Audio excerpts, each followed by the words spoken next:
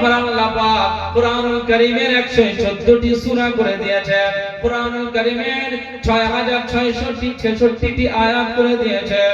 কোরআনুল কারীমের ভিতরে আমার আল্লাহ পাক 114টি সূরা, 6666টি আয়াত আর 30টি পারা ভাগ হয়ে গিয়েছে।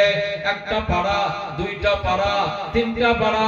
প্রথম পারাতে সূরা বাকারা শুরু হয়েছে আলিফ লাম মিম যালিকাল কিতাবু লা রাইবা ফীহি হুদাল লিল মুত্তাকিন।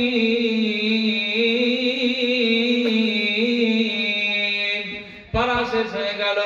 এবারে দ্বিতীয় পারা শুরু, সায়াকুলুস সুফাহাউ মিনান নাস মা ওয়াল্লাহুম আন কিবলাতিহিম আল্লাতী কানু আলাইহা। দ্বিতীয় পারা শুরু শেষ হয়ে গেল। তৃতীয় পারা তিলকার রুসুল ফাদ্দালনা বা'দাহুম আলা বা'দ। এরপরে তৃতীয় পারা শেষ হয়ে গেল। চতুর্থ পারা শুরু হলো, লান তানালুল বিররা হাত্তা তুনফিকু মিম্মা তুহিব্বুন। চতুর্থ পারা শেষ হয়ে গেল। পঞ্চম পারা, আল মুহসানাতু মিনান নিসাই ইল্লা মা মালাকাত আইমানুকুম। এইভাবে প্রতিটি পারা আপনি শেষ করবেন, 30 পারা শেষ হয়ে যাবে, 114টি সূরা শেষ হয়ে যাবে। মনে রাখতে হবে আমার আল্লাহ পাক এই কোরআনটা কেন নাযিল করেছেন? আমাদের কল্যাণের জন্য, আমাদের সফলতার জন্য, আমাদের নাজাতের জন্য। লাউহে মাহফুজে ছিল কোরআন। আল্লাহ পাক কোরআনুল কারীম সম্পর্কে জানিয়ে দিয়েছেন। কোরআন কোথায় ছিল? কোরআন কোথায় ছিল? বাল হুয়া কোরআনুম মাজিদ। এই কোরআনটা কোথায় ছিল? আমার আল্লাহ পাক বলে দিয়েছেন এই কোরআনটা ফি লাউহিম মাহফুজ। আমার আল্লাহ পাক এই কোরআনটাকে লাউহে মাহফুজে হেফাজত করে রেখেছিল। সেই লাউহে মাহফুজ থেকে কোরআনটা কোথায় নাযিল করলেন? জমিনের উপরে মানুষের কাছে, এই মানব জাতির কাছে ছেড়ে দিয়েছেন কোরআন। কেন? কেন? কোরআনকে জিজ্ঞেস করুন, কোরআন আপনাকে বলে দেবে। শাহরু রমাদান আল্লাযী উনজিলা ফীহিল কুরআন হুদাল লিন-নাস। কোরআন কবে নাযিল হয়েছে? কোরআন নিজেই বলছে শাহরু রমাদান আল্লাযী উনজিলা ফীহিল কুরআন। কোরআন বলে আমি নাযিল হয়েছি রমজান মাসে। একবার জোরে বলুন সুবহানাল্লাহ। কোরআন বলছে আমি রমজান মাসে নাযিল হয়েছে। কোরআনের কাজ কি? কোরআন বলে আমি মানুষকে সঠিক পথ দেখাবো। হুদাল লিন-নাস, মানুষ গোমরাহি পথে থাকবে, আমি গোমরাহি থেকে হক পথে নিয়ে আসবো। মানুষ যখন সারগাদায় পড়ে থাকবে, ওখান থেকে আমি নর্দমা থেকে তুলে নিয়ে আমি ওই মানুষটাকে পবিত্র করে দেব। কোরআন বলে মানুষ জাহান্নামের দিকে চলে যাবে, আমি কোরআন তাদেরকে টেনে জান্নাতের দিকে নিয়ে যাব। কোরআনকে বলা হলো কোরআন আপনি কেন নাযিল করেছেন? কোরআন বলেন হুদাল লিন-নাস। এই মনুষ্য জাতিগুলো শয়তানের পথে থাকে, আমি কোরআন তাদেরকে টেনে নিয়ে রহমানের পথে নিয়ে আসে। তাহলে কোরআন আপনার জন্য রহমত, কোরআন আপনার জন্য গাইড বুক, কোরআন আপনার জন্য গুগল ম্যাপের থেকে আরো দামি, আরো সের ম্যাপ। আমাদের আল্লাহ পাক কোরআন গাইডলাইন করে দিয়েছেন। এই কোরআন মেনে যদি চলতে পারে, কোরআনের অনুকরণ করে চলতে পারে, কোরআনের আইনগুলোকে যদি নিজের জীবনে বাস্তবায়ন করতে পারে, অবশ্যই চণ্ডীহাটের মানুষ শুনে রাখো, আমার আল্লাহ পাক আপনাকে জাহান্নামী করবে না, আমার আল্লাহ পাক আপনাকে নর্দমায় ফেলে দেবে না, আমার আল্লাহ পাক আপনাকে না না না না আপনাকে গোমরাহি পথে ফেলে দেবেন না, আমার আল্লাহ পাক আপনাকে জান্নাতি বানিয়ে দেবে। আজকের যে আলোচনাগুলো হচ্ছে কিসের আলোচনা? কোরআনের আলোচনা, কোরআনের আলোচনা।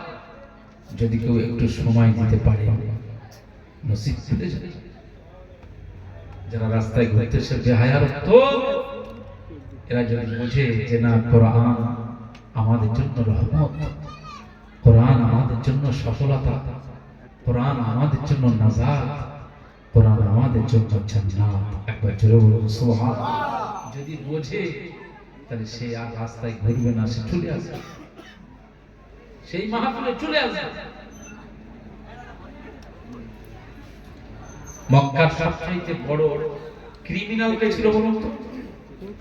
এই নবীজি হুজুর পাক রাসূল পাক সাল্লাল্লাহু আলাইহি ওয়াসাল্লাম যখন মক্কার জমিনে দ্বীনের প্রচারে ব্যস্ত, ওই অবস্থায় সবচেয়ে নবীজির বড় দুশমন কে ছিল? আবু জাহাল। আবু জাহাল, আবু সুফিয়ান, উতবা, সাইবা, নিজের চাচা আবু লাহাব নবীজির সবচেয়ে বড় দুশমন ছিল। আবু জাহাল যে নবীজি কাবা বাইতুল্লাহতে সিজদাতে যেতেন, তো আবু লাহাব সব টিমদেরকে বলে দিত, তার টিম, তার দলের সব যুবকদেরকে তাতিয়ে তুলতো, এ মুহাম্মদ সাল্লাল্লাহু আলাইহি ওয়াসাল্লামের এই সিজদা হালাতে কে পারবি উটের মরা উটের নাড়ি ভুঁড়িগুলো মুহাম্মদ সাল্লাল্লাহু আলাইহি ওয়াসাল্লামের পিঠের উপরে চাপিয়ে দিতে পারবি কে? একদল যুবকরা বলে যে আমরা পারবো। আবু জাহাল বলছে যদি তোরা পারিস তোদের এই উপহার আমি দেব। কাবা বাইতুল্লাহর সামনে নবীজি নামাজ আদা করছে, আর আবু জাহালদের পরামর্শে, আবু জাহালদের অঙ্গুলি হেলনে একদল যুবকরা একেবারে এক মহল্লা থেকে পচা মরা উটের নাড়ি ভুঁড়িগুলো নিয়ে এসে নবীজির পিঠের উপরে চাপিয়ে দিয়েছে। আহা, আল্লাহর নবী সিজদা থেকে মাথা উঠাতে পারছেন না, সিজদা থেকে উঠাতে পারছেন না। একটা ছাগলের ভুঁড়ি কতটা হতে পারে ওজন? দেখি আপনাদের কি আইডিয়া আছে? 6 কেজি। মাশাআল্লাহ। একটা গরুর শুধু ভুঁড়ি নারী 70 কেজি হয়, 15 কেজি, 20 কেজি এরকম। একটা উটের নারী ভুঁড়ি আরো ওজন বেশি হবে, তাই না? তো নবীজি যখন সিজদাতে সুবহানা রাব্বিয়াল আলা, সিজদাতে এটাই পড়া হতো নাকি? সবাই পড়তে জানেন তো নাকি? যখন আল্লাহর সিজদা দেবেন তখন আপনি নাকটাকে জমিনে লাগিয়ে দিয়ে, কপালটাকে জমিনে লাগিয়ে দিয়ে, দুটো হাতের তালুটাকে জমিনে লাগিয়ে দিয়ে, হাঁটুটাকে জমিনে লাগিয়ে দিয়ে, পায়ের পিছনের আঙ্গুলগুলো এইভাবে থাকবে। অনেকের পায়ের আঙ্গুল এইভাবে সেটে থাকে, এইভাবে সিজদা দিলে সিজদা হবে না। এইভাবে আপনার আঙ্গুলগুলো থাকবে আর আপনার সিজদা দিতে হবে। এই সব কিছু অঙ্গ প্রত্যঙ্গ নত হয়ে গিয়ে আমার আল্লাহকে বলা হচ্ছে সুবহানা রাব্বিয়াল আলা, আপনি পবিত্র, আমার রব হচ্ছে সর্বোচ্চ সুউচ্চ রব, রাব্বিয়াল আলা। একবার জোরে বলুন সুবহানাল্লাহ। এইভাবে করতে অনেকেই সিজদা দেয়, সিজদা থেকে পা উঠে চলে যায়, পিছনের পা না উঠে যায়, ফাঁকা হয়ে যায়। এই ফাঁকা হয়ে গেলে পা, এই ক্ষেত্রে কিন্তু সিজদা আদায় হয় না বা নামাজ বাতিল বলে গণ্য হয়। এই জন্য খুব খেয়াল রাখতে হবে আপনার পা যেন জমিনের সাথে লেপ্টে থাকে, এইভাবে আঙ্গুলগুলো সব যেন এরকম সোজা হয়ে কিবলার দিকে থাকে। এই আঙ্গুলগুলো যেন মুড়েও না যায়, জমিনের সাথে নখ যেন না লাগে। খেয়াল থাকবে আপনাদের, সিজদা অবস্থার কথা বলছি। এইভাবে আপনারা এইভাবে মুসলমানের ছেলেরা, এ নবীর উম্মত উম্মতিরা, খুব খেয়াল করে শুনুন।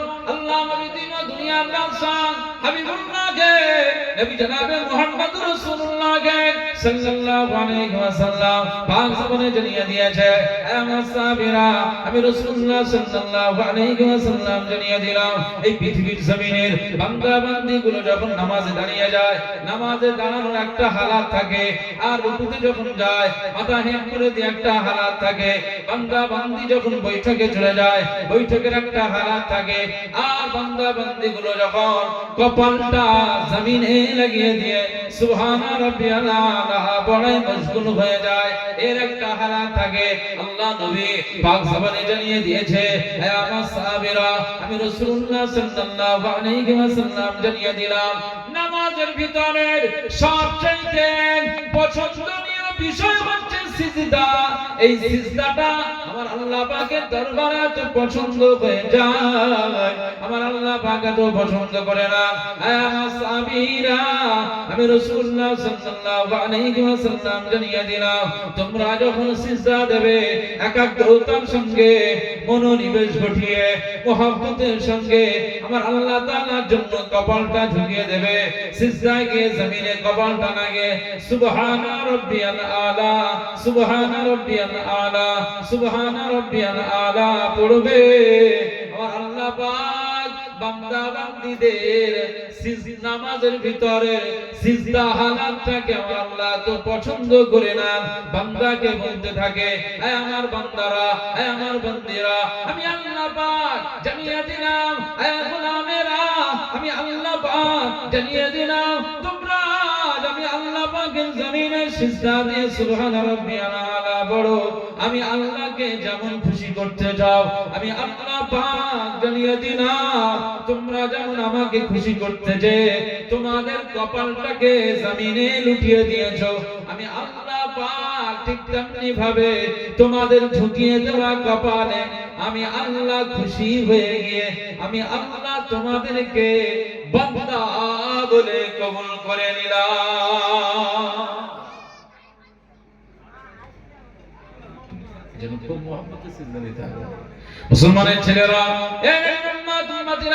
খুব খেয়াল করে শুনুন, আল্লাহ নবী দিন ও দুনিয়ার বাদশা হাবিবুল্লাহ গেন, নবী জনাবে মুহাম্মদ রাসূলুল্লাহ গেন সাল্লাল্লাহু আলাইহি ওয়াসাল্লাম কাবা চত্বরে যখন সিজদাতে রয়েছেন, আবু জেহেলের ষড়যন্ত্রে, আবু জেহেলের ইশারাতে একদম ছেলেরা মরা উটের পচা নাড়ি ভুঁড়িগুলো যখন মুস্তাফা কামলিওয়ালার পিঠের উপরে চাপিয়ে দিয়েছে, মুস্তাফা কামলিওয়ালা আর সিজদা থেকে মাথা উঠাতে পারছেন না, আর সিজদা থেকে মাথা উঠাতে পারছেন না। এই অবস্থায় কি হবে? একজন সাহাবী দূর থেকে দেখতে পান যে আমাদের নবীজি কিভাবে আবু জেহেল অত্যাচার করতেছে। তখন তিনি কি করলেন? কাছেই বাড়িতে আম্মা জান ফাতেমা রাদিয়াল্লাহু তাআলা আনহা ছিলেন। আম্মা জান ফাতেমা তুজ-জাহরা রাদিয়াল্লাহু তাআলা আনহার কাছে গিয়ে সংবাদটা দিয়ে দিলেন, ও মা ফাতেমা রাদিয়াল্লাহু তাআলা আনহা, আজ কাবা চত্বরে আপনার আব্বা জান আমাদের নবীজি হুজুরে পাক সিজদাতে রয়েছেন, সিজদা হালাতে আমার আল্লাহ পাকের দিওয়ানায় মশগুল রয়েছে। এই অবস্থায় আবু জেহেল উতবা সাইবারা তারা কি করলো? দূর থেকে মরা উটের পচা নাড়ি ভুঁড়িগুলো আপনার আব্বা জানের পিঠের উপরে ফেলে দিয়েছে। আপনার আব্বা জান সিজদা থেকে মাথা উঠাতে পারছে না। আজ নবীজি এই অবস্থা, ঠিক এই অবস্থাটা যখন তার কাছে বর্ণনা করলেন, আম্মা জান ফাতেমা রাদিয়াল্লাহু তাআলা আনহা সংবাদটা শুনে আর সহ্য করতে পারলেন না। আম্মা জান চোখের পানি ঝরিয়ে দিয়ে আব্বা জান বলে চিৎকার দিয়ে ঘর ছেড়ে বেরিয়ে আসলেন। কাবা চত্বরে এসে দেখছেন, হ্যাঁ হ্যাঁ হ্যাঁ আব্বা জান সিজদাতে রয়েছে, আর কাফের বেঈমান বেদিনেরা মরা উটের নাড়ি ভুঁড়িগুলো আমার আব্বা জানের পিঠের উপরে চাপিয়ে দিয়েছে। আম্মা জান ফাতেমা রাদিয়াল্লাহু তাআলা আনহা সহ্য করতে পারেন না, চোখের পানি ফেলে দিয়ে আম্মা জান ফাতেমা রাদিয়াল্লাহু তাআলা আনহা দৌড়ে এসে আব্বা জানের পিঠের উপর থেকে উটের নাড়ি ভুঁড়িগুলো সরিয়ে দিয়ে নামিয়ে দিয়ে এত দুর্গন্ধ ফাতেমা সহ্য করতে পারে না। দুর্গন্ধ যুক্ত ওই উটের নাড়ি ভুঁড়িগুলো দূরে সরিয়ে দিয়ে আর কাঁদতে লাগলেন, আব্বা জান আজ আপনার উপরে এত জুলুম করে, আব্বা জান আজ আপনার উপরে এত অত্যাচার করে, আব্বা জান আমি ফাতেমা রাদিয়াল্লাহু তাআলা আনহা আজ ওদের উপরে বদদুয়া করি, না না না না না ওরা ধ্বংস হয়ে যাক। মুস্তাফা কামলিওয়ালা নূর নবীজি হুজুরে পাক সেই সময় বলেছিল, ফাতেমা, ও মা ফাতেমা রাদিয়াল্লাহু তাআলা আনহা, আমি রাসূল পাক জানিয়ে দিলাম, তোমার আব্বা জান জানিয়ে দিলাম, আমার আল্লাহ পাক তোমাদের কাছে পাঠিয়েছেন, মানুষের কাছে পাঠিয়েছেন। না না না না, বদদুয়া করবার জন্য নয়। এটা কাবা বাইতুল্লাহ, এখানে যে দোয়া করা হবে সেই দোয়াটা আমার আল্লাহ পাকের দরবারে কবুল হয়ে যাবে। কাবা বাইতুল্লাহতে যে দোয়া করা হবে কি হবে? কবুল হয়ে যাবে। আর তুমি বদদুয়া করলে দোয়া কবুল হবে? বদদুয়া করো না। আমার আল্লাহ পাক আমাকে রহমাতান লিল আলামিন করে পাঠিয়েছেন, এই জগৎবাসীর জন্য আমাকে রহমত করেছেন। আজকে যদি ধ্বংস চাও, ধ্বংস হয়ে গেলে, এই জাতি সব ধ্বংস হয়ে গেলে আমি রাসূল পাক কাদের কাছে কালেমার বাণী নিয়ে যাব? কাদের কাছে আমি কোরআনের প্রচার করব? কাদের কাছে দ্বীন শরিয়াত নিয়ে যাব? বদদুয়া করো না, ওরা এখন চিনতে পারে না, একদিন ভুল হয়ে যাবে, একদিন ভুল হয়ে যাবে। মুসলমানের ছেলেরা, খুব খেয়াল করে শুনুন। আম্মা জান ফাতেমা রাদিয়াল্লাহু তাআলা আনহা ওই সময় আবু জাহাল উতবা সাইবাদের লক্ষ্য করে বললেন, আজ আবু জাহাল গোষ্ঠীকে লক্ষ্য করে বললেন, আমার আব্বা জান কি অন্যায় করেছে যে তার পিঠের উপরে তোমরা মরা উটের ভুঁড়ি চাপিয়ে দিয়েছো? আমার আব্বা জান কাকে গালি দিয়েছে বলো, যে যার কারণে আজ মরা উটের নাড়ি ভুঁড়িগুলো চাপিয়ে দিয়েছো? আমার আব্বা জান কারোর জমিতে কি আঘাত করেছে? কারোর জমি কি হরণ করেছে? কারোর দোকানপাট কি বন্ধ করে দিয়েছে? কারোর কি অত্যাচার করেছে? কারোর কি জুলুম করেছে? কারোর কি অন্যায় করেছে? আমার আব্বা জানের কোন দোষের কারণে আজ আমার আব্বা জানকে শাস্তি দেওয়া হচ্ছে? আম্মা জান ফাতেমা রাদিয়াল্লাহু তাআলা আনহা সেই সময় আবু জাহাল তাদের লক্ষ্য করে বললেন, আমি ফাতেমা আমার আব্বা জানের পক্ষ থেকে বলি, আমার আব্বা জান জীবনে কাউকে কি কোনোদিন কষ্ট দিয়েছেন? কাউকে কি কোনোদিন গালি দিয়েছেন? কাউকে কি ছোট বড় কোনো কথা বলেছেন? তাহলে আমার আব্বা জানের উপরে এত অত্যাচার কেন? আমার আব্বা জান মানুষকে ভালো চান, আমার আব্বা জান মানুষকে প্রেম করেন, আমার আব্বা জান সবাইকে সুন্দর কথা বলেন। আমার আব্বা জান এই মক্কার জমিনে আমার আব্বা জানের মতো আব্বা জান আর আপনারা খুঁজে পাবেন না। মক্কার মানুষগুলো বিদেশে যখন চলে যেত, তখন সব ঘরের সামগ্রীগুলো, দামি দামি সামগ্রীগুলো, অলংকারগুলো কার কাছে রেখে যাবে? আমার আব্বা জানের কাছে তো সব আমানাতের মালগুলো রেখে যেত। আর আমার আব্বা জান সেই সমস্ত মালগুলো আমানাতের সঙ্গে রেখে দিত। আমার আব্বা জান এই আমানাতের মালটাকে সুন্দর করে রেখে দিত। 1-1.5 মাস 2 মাস পরে যখন ওই ব্যবসায়ী আবার মক্কাতে ফিরে আসতো, এসে আবার আমার আব্বা জানের কাছে এসে বলতো, মুহাম্মদ সাল্লাল্লাহু আলাইহি ওয়াসাল্লাম, আমি যে মালগুলো তোমার কাছে আমানত রেখেছিলাম, ওই আমানতের মালগুলো আমাদেরকে ফিরিয়ে দাও। না না না না, আমার আব্বা জানের কাছে এই আমানতের মালগুলো যারা রেখে যেত, এই মাল থেকে কোনো মাল তিনি খসাতেন না, নষ্ট করতেন না, ক্ষুণ্ণ করে দিতেন না, সেটাকে নির্দিষ্ট জায়গায় সুন্দরভাবে রেখে দিতেন, সংরক্ষণ করে রেখে দিতেন। আমার আব্বা জান ওই 1.5-2 মাস পরে ব্যবসায়ীরা যারা বাড়ি ফিরত, আমার আব্বা জান তাদের আমানতের মাল যেমন ভাবে নিয়েছিল ঠিক তেমনি ভাবে তাদের হাতে আবার তুলে দিত।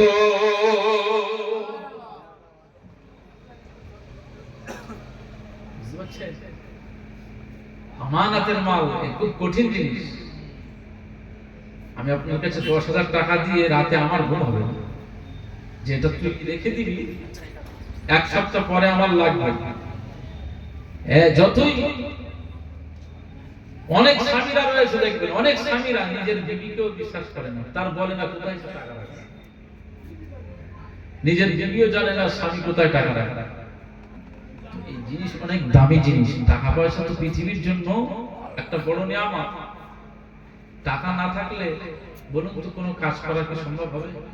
সবার জন্য টাকার প্রয়োজন, কিন্তু বলা হচ্ছে টাকার লোভে পড়ে আপনি আল্লাহকে বাদ দিয়ে দুনিয়ার দিকে চলে গেলে এই ইনকাম, এই টাকাটা আপনার জন্য হারাম।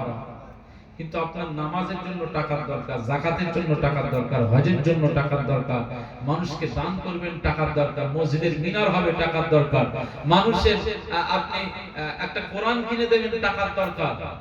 কথা বুঝতে পারছেন? তো টাকা তো প্রয়োজন, এটা বড় নিয়ামত।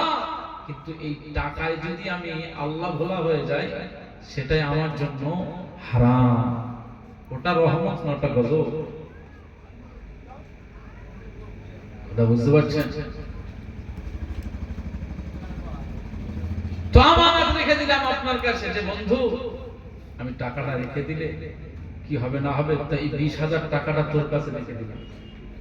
এখন আমি তার কাছে 20,000 টাকা রাখার পরেও বর্তমান সময়ে যা সিচুয়েশন চলছে আমি নিজে বাড়িতে এসে ভালো করে ঘুমাতে পারবো না যে টাকাটা রেখে দিয়েছে, ঠিক রেখে দেবে তো না খরচ করে দেবে নাকি করবে, তা ঠিক। আমানতের মাল অত সহজ নয়। বহু মানুষ বড় বড় মহাজনদেরকে ফাঁকি দিয়েছে লাখ লাখ টাকা, আজকে এলাকার সে বড় ধনী হয়ে গিয়েছে। বড় বড় ব্যবসায়ীরা নিজের দোকান নিজেই ধরিয়ে দিয়ে বলে যে আমার দোকানের সব মাল ক্ষতি হয়ে গিয়েছে। মহাজনকে ফাঁকি দেওয়ার বড় প্ল্যান। বড় লোক হয়ে গেছে রাতারাতি। ভালো করে খোঁজ নিয়ে দেখা যাবে যে ওর কাছে ওর কোম্পানিগুলো কয়েক লাখ টাকা পায়, ও দেয় না। মানুষ এত ফাঁকি দেওয়ার চিন্তা করে বসেছে। আমানতের মাল অনেক কঠিন জিনিস। আজকে জমি জায়গা আমানত, আমি গার্জিয়ান, আমার কাছে আমানত। ছেলের জন্য মেয়েরও জন্য। ছেলে পাবে যতটুকু তার অর্ধেক পাবে কি মেয়েরা পাবে না? আমার মারা যাওয়ার পরে এই আমানতটা আমি রেখে দিলাম, আমার ইন্তেকালের পরে আমার জানাজা হবে, দাফন হয়ে যাবে, তারপরে ওয়ারিশান সার্টিফিকেট তুলবে, ওয়ারিশান সার্টিফিকেটে মেয়ের নামও আসবে, ছেলেদের নামও আসবে। এই সার্টিফিকেটের পরে এইবার জমি জায়গা ভাগের ব্যাপার চলে আসবে। জমি জায়গা ছেলেরা পাবে যা, তার অর্ধেক পাবে মেয়েরা। কিন্তু দেখা গিয়েছে আমি গার্জেন এই জমি জায়গাগুলো আর আমানতে রাখতে পারলাম না। বহু মানুষ, বহু গার্জেন তারা কি করে যে সব এই জমি জায়গাগুলো সব মেয়েদেরকে ফাঁকি দিয়ে ছেলেদের নামে লিখে দেয়। এটা অনেক সময় গার্জেনের ভূমিকা থাকে, আবার অনেক সময় গার্জেনের কোনো দোষ থাকে না।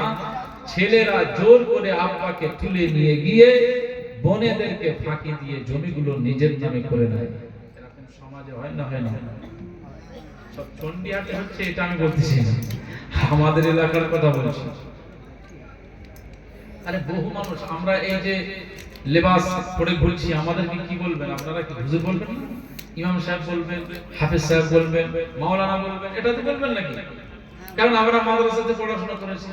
বহু মানুষ এসে এসে বলবে যে হুজুর, চোখের পানি ফেলে ফেলে বলেছে যে আমার না ভাইরা আমাদের সাথে খুব মহব্বত ছিল, কিন্তু আমার আব্বাকে জোর করে নিয়ে গিয়ে আমাদের সে জমি জায়গাগুলো সব লিখে নিয়ে আসে। এত আফসোস করে কাঁদে। আমার আল্লাহ পাক বলছেন ফাসাবরান জামিলা, তোমরা ধৈর্য ধরো। ফাসাবরান জামিল, উত্তম ধৈর্য ধরো।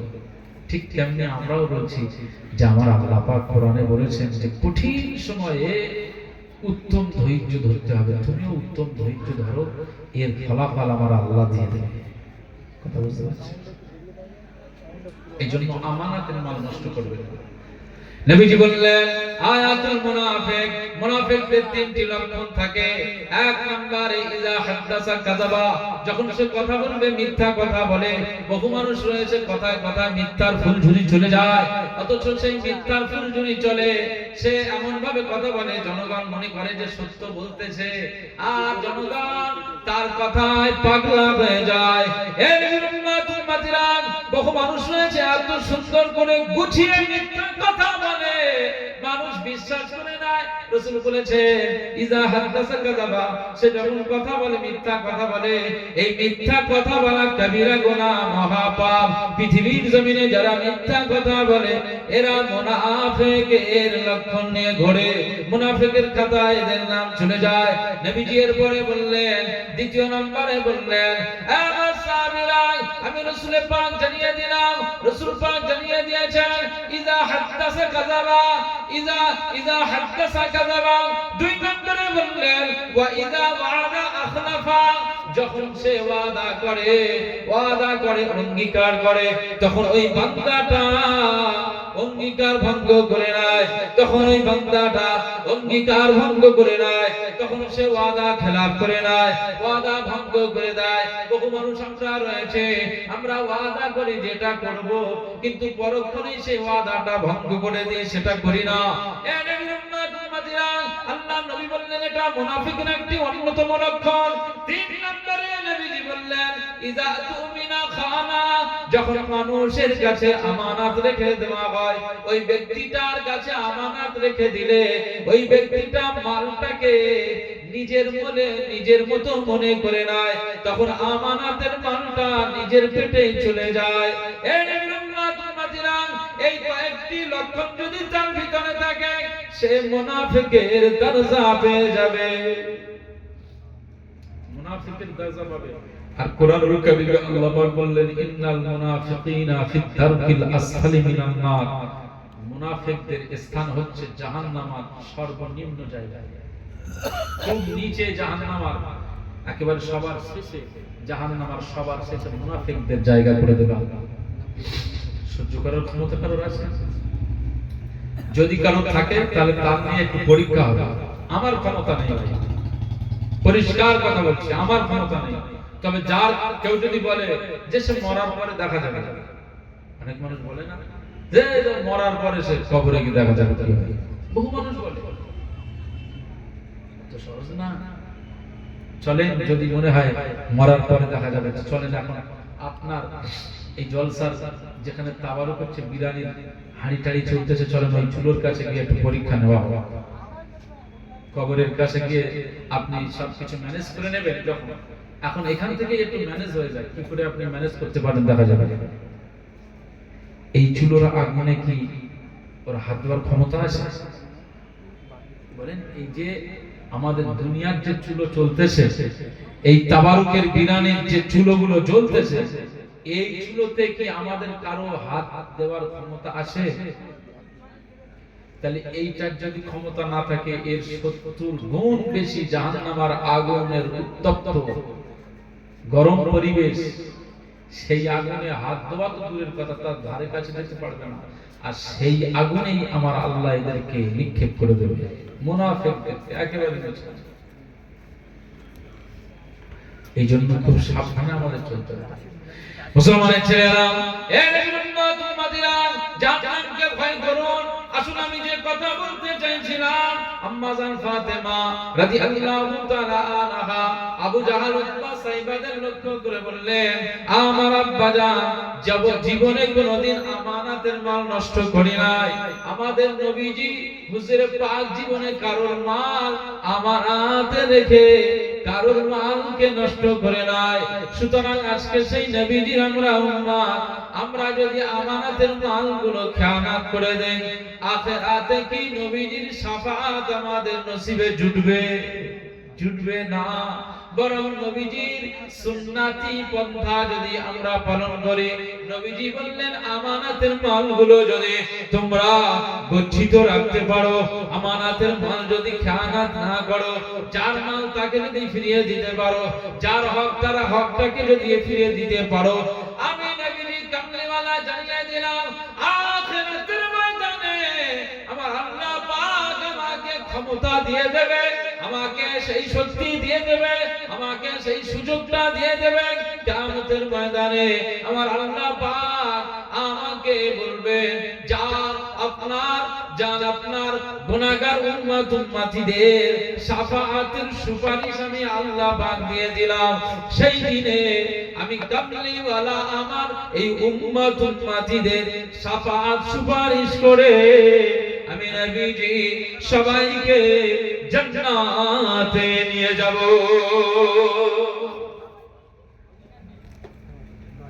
আমি যে আপনাদের খিদমতে যে আলোচনাগুলো করছি, আমার ওয়াজ আপনারা বুঝতে পারছেন?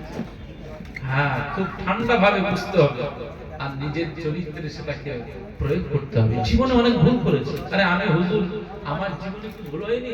আমিও গুনাহগার, ফেরেশ না। আজ এখানে যারা বসে রয়েছেন, বুকে হাত দিয়ে যদি আমি জিজ্ঞেস করি, বলেন তো যে আমরা আপনারা সব ফিরে, কেউ বলতে পারবে না, সব গুনাহগার। আমি যে স্টেজে বড় বড় আপনাদের কাছে বড় বড় গলা করে আমি বলতে পারবো না যে আমি একেবারে গুনাহমুক্ত জীবন নিয়ে চলছি। আমার ভিতরে গুনাহ রয়েছে, জীবনে অনেক গুনাহ হয়ে গিয়েছে, কিন্তু আমাদের সবাইকে খেয়াল রাখতে হবে এই গুনাহটাকে মাফ করে নিয়ে আল্লাহ পাকের দরবারে আমরা যেন উঠতে পারি, আমাদের চেহারাগুলো যেন আল্লাহ পাকের দরবারে দেখাতে পারি, আমার আল্লাহ পাক যেন আমাদের দেখে খুশি হয়ে যায়। জীবনে অনেক